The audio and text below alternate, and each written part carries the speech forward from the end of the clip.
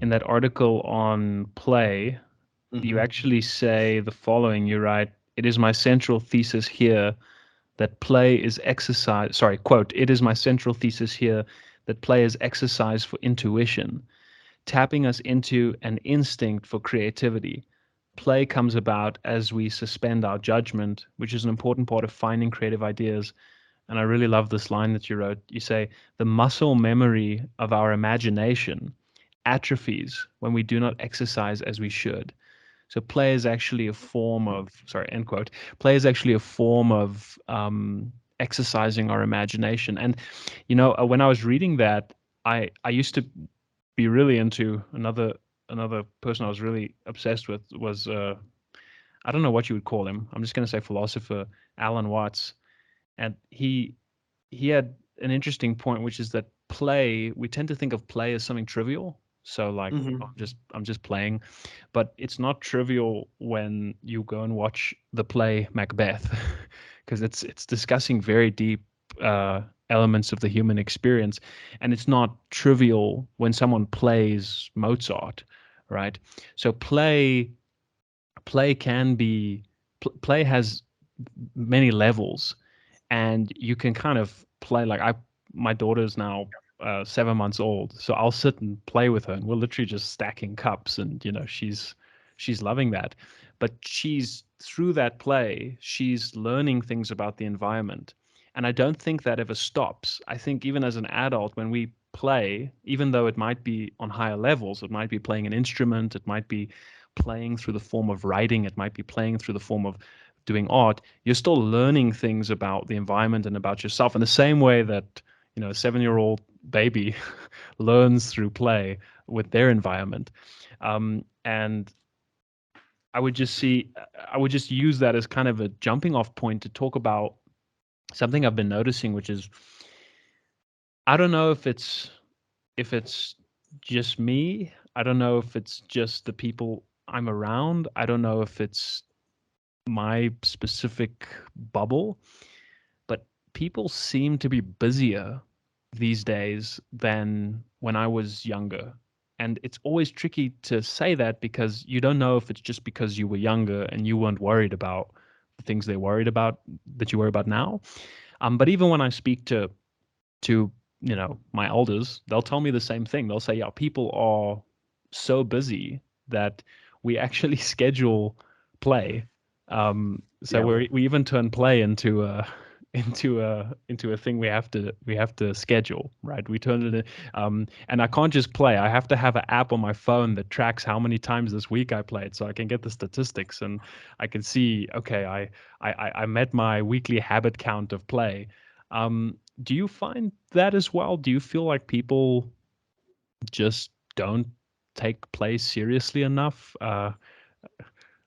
I think so. And I would add, just as far as the observation that everyone's busier, and I think this goes with it, is that it's interesting because I speak to my great grandmother whenever I get the chance. I'm blessed to still have her, and she will, say something about how time is moving along and how it's going so fast, and she'll make some sort of, like, observation that it seems like, when she was younger, that younger people did not pay much attention to how fast time was moving along as much as they do now. And so that's interesting to me, because it seems as though that may be a symptom of our busyness as we continue to have, I guess, these ridiculously overpacked and overscheduled, kind of days. And part of that does give me, kind of that rush, but also it's one of those things where you got to make time for those important things like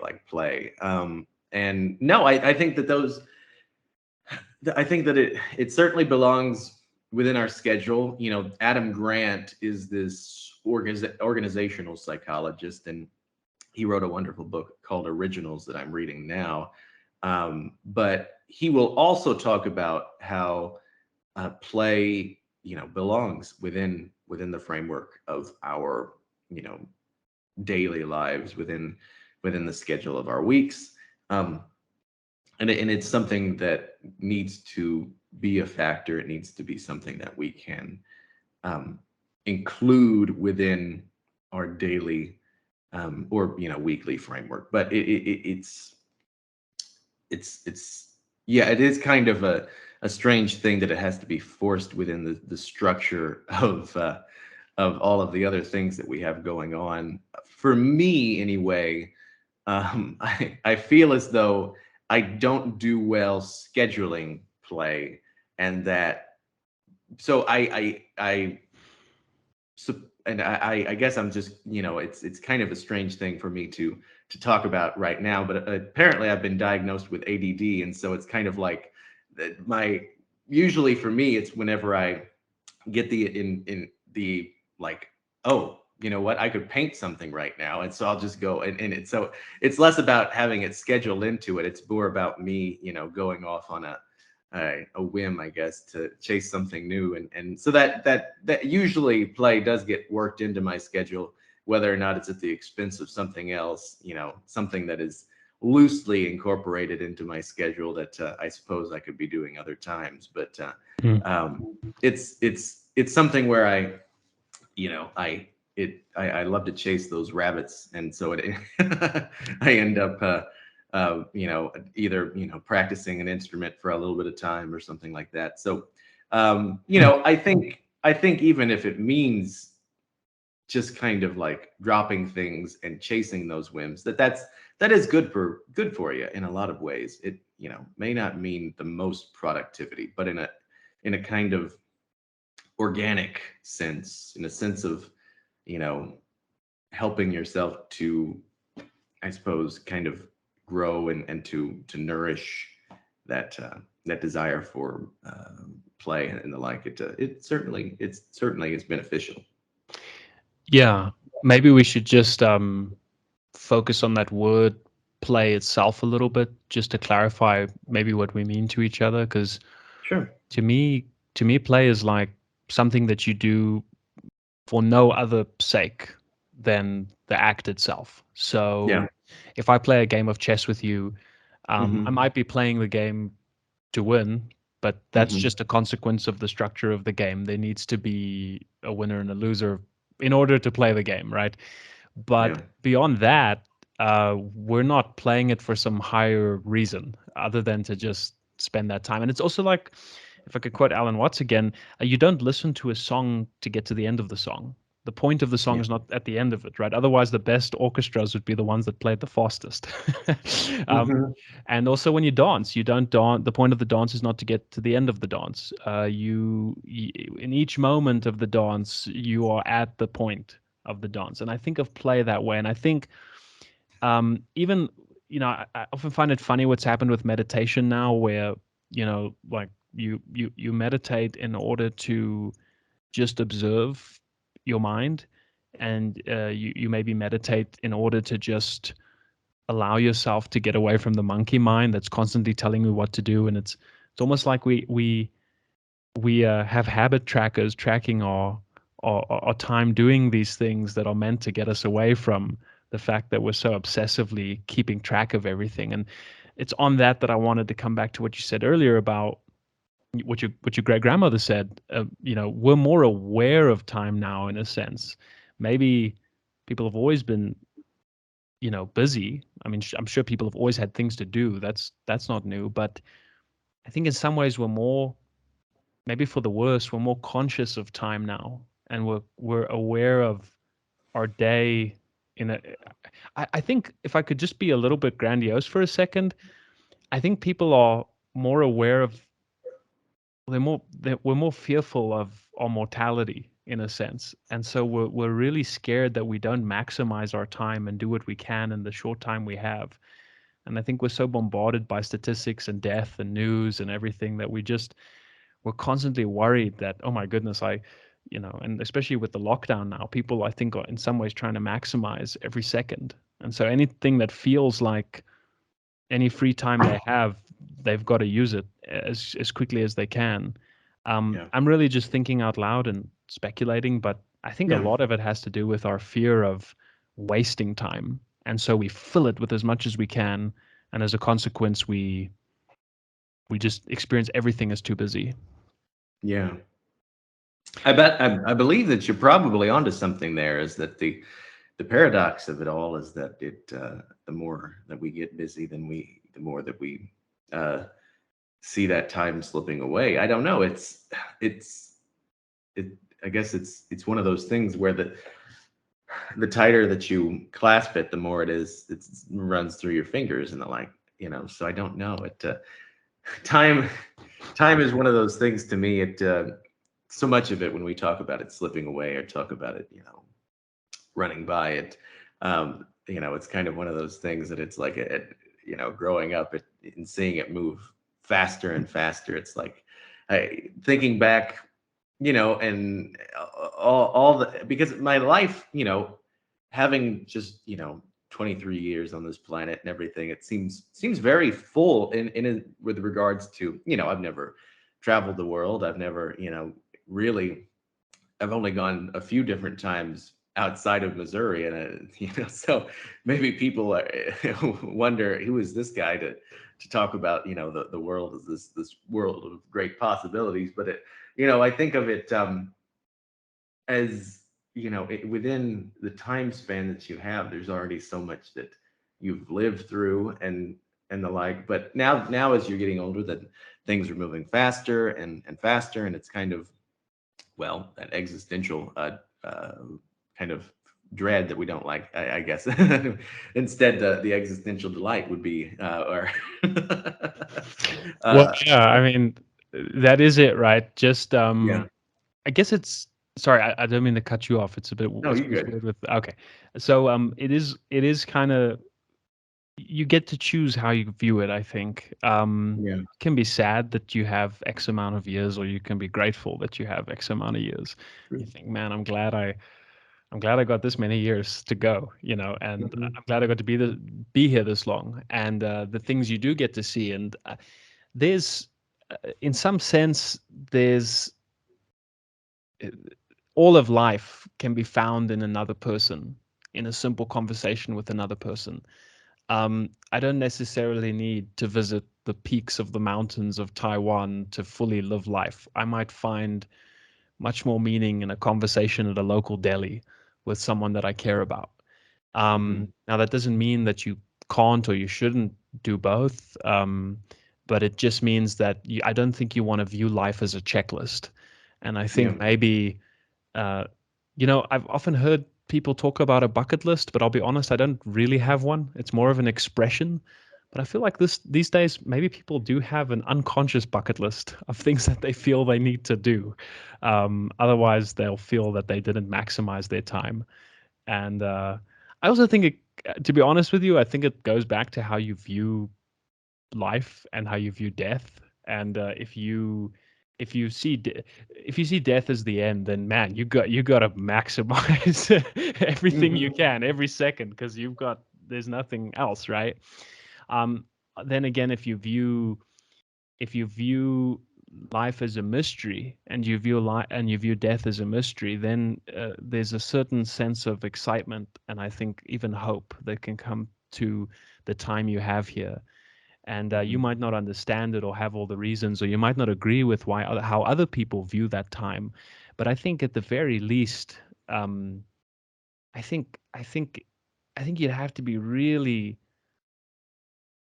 I don't know. I think it'd be very difficult to say that it's not a mystery, to not be curious about the fact that we're here at all. And I think it's from that wonder that all the joy, all the delight, all the philosophy wonders is in many ways the beginning of philosophy, and all the desire to be creative, the desire to pursue things, that all comes from this appreciation for the fact that, wow, I'm here now, and let me grasp this moment fully, regardless of how long I'm here.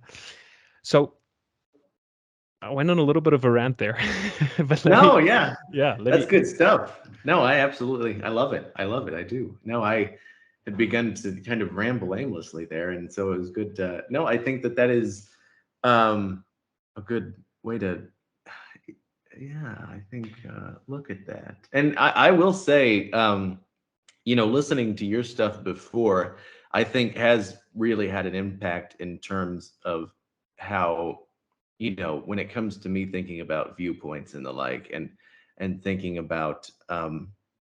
uh, thinking about how these different vantage points that we have of seeing the world and its mysteriousness, um, and that probably is one of the major impacts in terms of me thinking about how to then reorient and think about, because I'm trying to think of which one it would have been. I want to say it would have been your interview with the Church of the Eternal Logos, uh, David. uh, Yeah. David. Yeah, because yeah, one of them. Yeah, I don't know. It was kind of like just talking about like the mysticism of it and everything like that, because it really to me had a lot of, I don't know, a lot of interesting things to stew around on. And I think that when I talked about the altered states of consciousness in that one post, I think I was thinking about some of those similar topics that I think you all have had discussed on there, and I think that some of the examples I cite in there also come back to that, because I think it's kind of like we get into these different ways of experiencing that mystery, and therefore being able to pivot, whether it's meditating or whether it's just doing something exhilarating like a roller coaster ride, or doing something, like I'm fascinated by the whirling dervishes, in Turkey and within um, the Sufism tradition, and so it's kind of like, it is it's I don't know, that just these different states that I suppose you experience in order to see the world differently, or to kind of just you know remind us of the that we often are in this mundane perspective, and that there's just so much flexibility and so many different directions and levels to which we can experience the present reality. So I don't know. Yeah, well, everything you just said is, I agree. I mean, the the propensity in life to become jaded, I think, is when we almost think too small, and we kind of get closed in our we close ourselves in by ourselves. So you Yeah. get kind of cornered by yourself, and then you kind of think that just because you don't know, uh, because you're not curious, you start to think that the world is a boring place. Hmm. When in reality, the world is, I'll quote McKenna, I think he said that the world is not stranger than we think. The world is stranger than we can think. And I think if you, I think people react to that in different ways, right? I think some people think about that and they do feel fear, and I think they do feel anxiety. And I think when they think about the mystery of life, they actually maybe even panic a little bit. But I think other people, I think if they presume or they view the world as fundamentally, it's difficult to talk about this without using religious language, right? It's very difficult to not use religious language. But if they view the world as a place where good things can happen and there's a propensity for good, and Hmm. there's almost a redemptive nature to reality, I think then the mystery of life is exciting. But if you view the world as fundamentally violent and fundamentally evil and Yeah. fundamentally bad, then the mystery of life can be terrifying. And Yeah. so I think it's even before you consider the mystery, you got to take a step back and look at those presuppositions you're bringing into that question already. Yeah. It's like, well, do I see the world as a place where beauty exists, where joy exists, where love exists, or do I see it as are all these things just delusions that I tell myself? And I think you can. Chesterton had this great line. He said, really, all thought should be allowed, but there's one thought that actually ends thought, which is the thought that thoughts are meaningless. And if you think that, then you really can't go much further. Hmm. And if you feel that you're completely convinced about why everything happens and you have a complete understanding of why everything happens. Well, the most certain person you're ever going to meet is the man in the insane asylum. He has a reason for absolutely everything. He knows exactly why everything happens, the way it happens. He's got a story. Every person is in on this.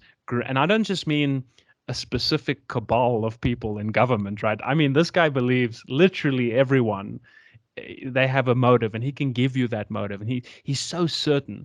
And it's Chesterton says, he's not insane because he's lost his reason. He's insane because all he has left is reason. He just has, that's all he has left. He has no mystery. He has no imagination. He has no propensity to look up and just wonder. And it's like the guy who claims to be God. It's like, well, um, who thinks everybody's focused on him. It's like, well, when you walk down the street, if you think everyone's focused on you, you're never going to be interested in other people. You're living in this little prison of your own universe, and Yeah. you're the god. And I think Chesterton says, "What a sorry god you are." You are the creator of the universe, and we have to worship you. And so I say all of this just to kind of bring back to this point that mystery is essential. I think it's essential to uh, to sanity, and I Hmm. think that an expression of that mystery of the world, of that openness to reality, I think an expression of that, to bring it all the way back, is play. Yeah. Play, doing something for its own sake, is just an understanding that, you know what, I actually don't know everything, but I'm really gonna enjoy this painting, and I'm really gonna enjoy this article, and the one person it impacts, that's enough.